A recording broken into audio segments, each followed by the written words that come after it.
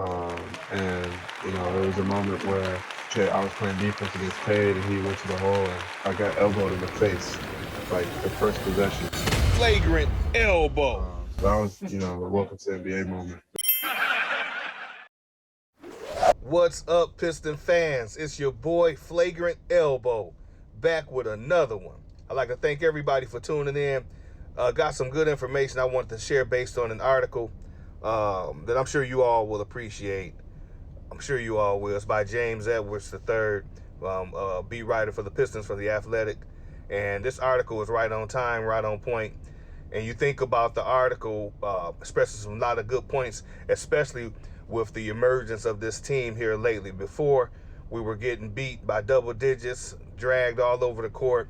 And now, because of some special reasons, the Pistons have at least been competitive and haven't been losing games by double digits, and in fact, have been at times winning games they weren't supposed to win.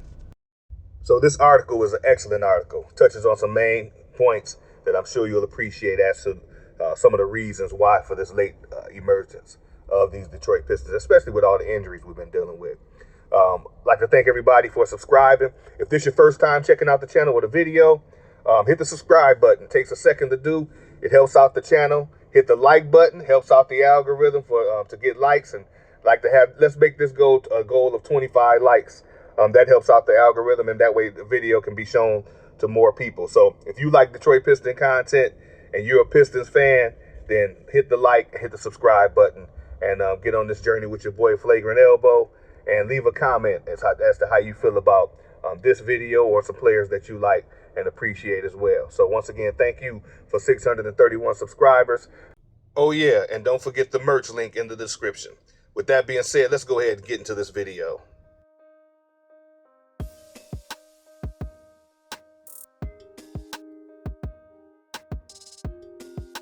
So this article touches on the man, the myth, Alec Burks.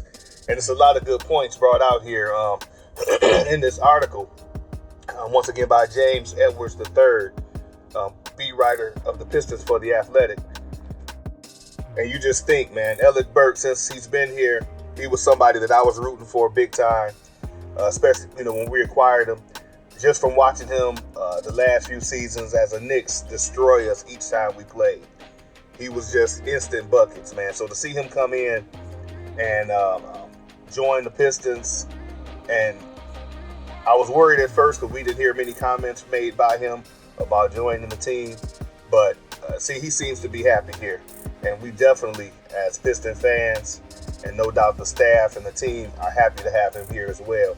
And that's what the article was bringing out, a lot of good points about this guy. I'm just happy that he's here.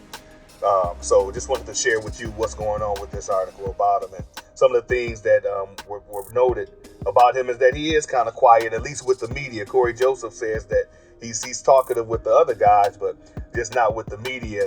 And James was mentioning how they were, after the win in Denver, that, Burks had a huge party. And after the win in Denver, on the West Coast trip, Burks was kind of hanging around, getting dressed slow. He didn't want to talk to the media, and I guess it was you could tell that. But James kind of broke the ice and said that this guy doesn't want to talk to us, but he wants to get many buckets or something like that. And they all kind of laughed, and that kind of broke the ice, and they were able to get an interview out of Alec Burks. But he scored 21 that night in 21 minutes, and that was a game where Casey had substituted, got the young guys out of there, Ivy and Killer Hayes. Were having some trouble closing out the game. They were up by 3 points. I think it was like 3 minutes left or something like that, and didn't want to lose this lead. So let's let the young guys sit down and watch the veterans take over the game, or at least sustain it enough to pull out a victory here in the game that they needed to get the victory. They were on a 7-game losing streak. They needed to get a victory to help substantiate what the coaching staff is trying to show them. That, hey, we can win when we play this way. We can win when we do these things. Let's show you how it's done. And Burks came in there and did his thing. He came in there and did his thing, got busy, as he always does. And he's a candidate for a 6th Man of the Year, even though the Pistons may not win many games. He's going to be a strong candidate. He's averaging career highs, I think, off the bench right now with 16.6 points a game. And it's probably going to go up. because he'll be needed more as the guys are out. But he's definitely, when he gets in there, he gets buckets. That's what he does. And he's a good guy. One thing Corey Joseph mentioned about him, he's a good guy. He's a good dude, and you can tell that. He doesn't have any baggage. He's quiet. He's to himself, maybe reserved. Like Bojan, kind of reserved a little bit, but both of them come in there and they do their job. They get those buckets for the team, and they show the team how to do it the right way. Here's a great observation made in the article. It says, for a team with so much youth on this roster, even the addition of a few trusted professional veterans can make a world's difference. It says, the Pistons have been a far more annoying opponent since Burks' return. And at the bottom, it says, nights like this, what Detroit had against Denver, are why Casey and Troy were adamant about getting and adding qualifying veterans. These guys keep the team competitive while the youngsters go through their inevitable highs and lows. And I like that comment. That's what happened that game when Ivy and Killian just couldn't seem to get it right. They didn't understand the assignment, so to speak, toward the end of the game. But those veterans came in there, Bogdanovich, Burks, and they calmed everything down, even Corey Joseph, and they were able to pull out the win. So you got to have, as much as we want to see the young guys play, and we hate the veterans taking minutes away from them, if you're trying to win games, you're still going to need that veteran presence on that court. In crunch time at times, and sometimes throughout the game, you're going to need that veteran presence. You can't just have a team full of youngsters running around thinking that we're going to get wins. So that's a good point made by James Edwards, and also a good understanding of what Troy and Casey are trying to build here. Here's another point. Says here, Burks is a professional bucket, a good teammate, and a shoulder to lean on in the middle of action. He's seen it all. He's everything Detroit needs at a time when players, because of injuries, of course, are dropping like flies, and when wins aren't coming by the boatload. The Pistons, without a doubt, are a better basketball team with Burks in the fold. Detroit may never get fully healthy this season, but Burks' scoring can continue to help the organization win games it's not supposed to. So that's just some good points, man, about Alec Burks. And the article was even talking about trade demands maybe coming up, but at the price next season, I think he's up to re-sign his for $10 million a year.